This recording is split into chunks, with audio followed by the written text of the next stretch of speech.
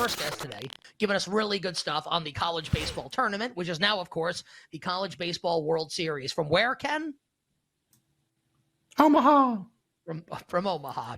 That's our pal, Johnny Venezia. Johnny, in terms of I'll reference the hat. Johnny's wearing a Wake Forest hat. And every time that you've come on, you've been pretty adamant, even though they're the favorite, but hey, look, favorite wins a lot of sporting events, that they're the team. Like, they're the team that everyone should be watching, even though, they entered the tournament about 3-1, 4-1 to win the tournament, obliterated Alabama and ended up advancing to this point, haven't really been challenged so far. They get a side of the bracket with LSU, with Tennessee, and with their opponent coming up on Saturday with Stanford. Is it still Wake all the way for you, Johnny, in terms of all 8 teams remaining?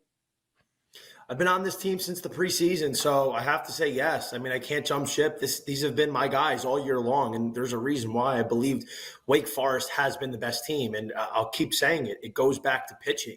This team front to back has the best pitching. They have a guy who's going to be a top 10 pick in Rhett Lauder. He's going to be a difference maker at the big league level. And, just to boot, their offense 1 through 9 has just been so productive. They have guys that can hit home runs, steal bases, situational hitting, just get base hits in general, which is going to play this time of year in a park in Omaha. So I do have to believe Wake Forest is still the team to beat for me.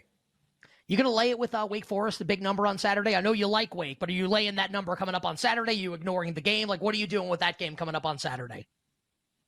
I mean, I gave out Wake earlier in the week at minus 195, and obviously they took a lot of action on different books. But, because I have Wake Forest and I have all this money tied up in them, like, to me, it doesn't make sense to just play individual games. I'm not really getting much out of it, but I think they're going to roll through Stanford. Stanford doesn't have an SEC lineup for sure, led by first rounder Tommy Troy.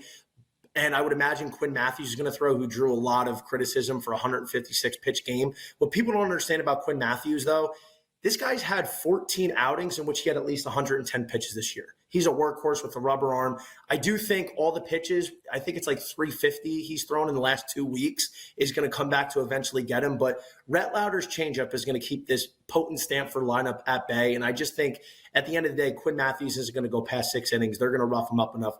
And just as a quick side note, the teams that have gotten to Quinn Matthews, mainly Arizona, are the teams that just pepper him to death with base hits, keep getting runners on and eventually score him. And that's where he struggles. And I think that's how Wake Forest is going to approach this game and ultimately win game 1 and move on. So, Johnny, when we get to the last game here, so, okay, like, let's say Wake advances, they would play the winner of LSU and Tennessee. And we had this, not issue, but we have this aspect of this game that's a little different than the other games when we had Colin Wilson on yesterday, where it's like, we can ask you, hey, LSU, Tennessee, like, what do you like? And at least yesterday, and maybe you kind of have news and information that we don't have, yesterday it was like, well, we need to know who's pitching for LSU. Like, LSU has, Paul Skeens, who's basically like a top 5 projected MLB draft pick, basically like a major league pitcher who's facing college competition currently. And their other pitchers are not that. So if it's like, okay, if it's this guy, they should probably be a big favorite. And if it's not this guy, whatever. And LSU apparently notoriously tight-lipped about who they're going to throw in all of the games. So how do you, like a college baseball handicapper, approach a game like that? I'm guessing like a stay away now, but maybe you have a really educated guess about what LSU is going to do. They're about minus 225 right now in the market in in the game against Tennessee. That game is tomorrow, Saturday, at 7:00. So it's the last game. We're not going to know who's pitching for a long time. What do you make of that game and LSU's kind of pitching situation? Well, I think LSU has already come out and said Paul Skeens is going to start. You could correct me on that, but I know they're throwing Paul Skeens. I've watched this team all year, and he throws every game 1. That's evident by them throwing him game 1 against Tulane as a monster favorite. So the fact of the matter is, it doesn't bother me. If I was backing Tennessee and I was giving out Tennessee, I wanted to wait all week on the series because I know that the Tigers are going to continue to take money. Now, the fact is, Tennessee to me is a team that is capable of beating LSU. And if you ask Tony V, their head coach, I would imagine he would say this is the one team they want to face. He wants the best. He wants to beat the best.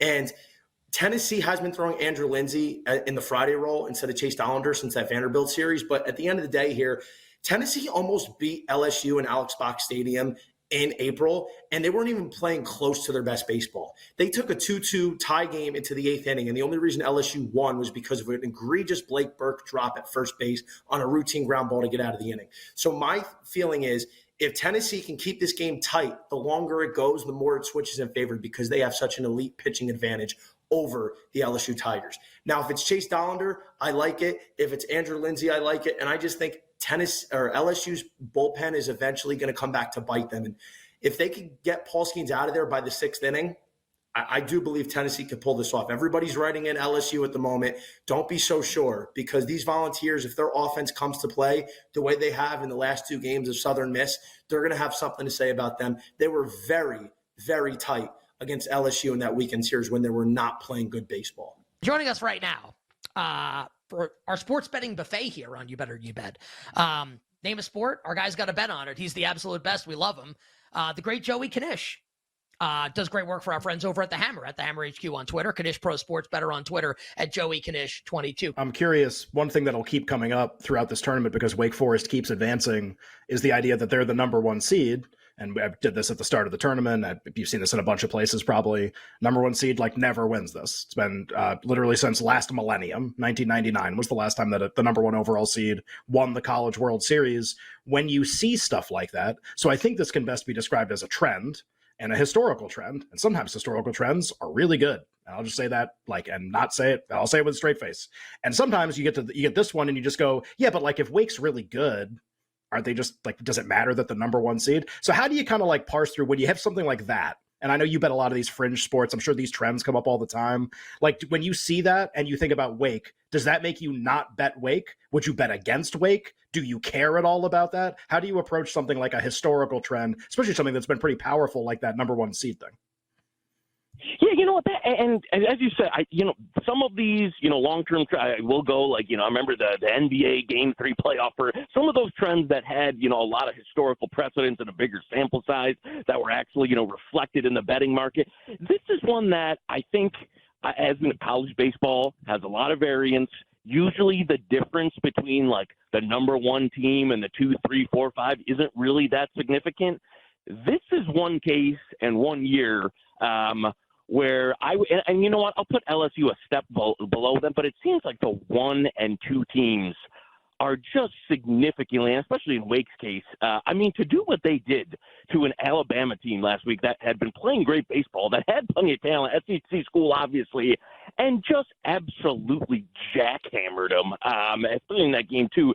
They seem to me to be a cut above. It doesn't obviously mean they're going to win, but this feels like a year where, regardless of the historical precedent, the 1 seed in terms of the lineup, the starting pitching, the pitching depth is certainly a cut above between number 2, and I think 1 and 2 are significantly above, in terms of the talent-wise, Wake and LSU above any of the rest. So I know we've both got some futures at Virginia going. I know you've got some Florida. Obviously, those teams all have a shot, but I would say just in terms of am I going to fade them because they're number 1 and because of this trend? Absolutely not. I think they're no doubt the best team and would be the team that I would think would take it home if everything runs to par.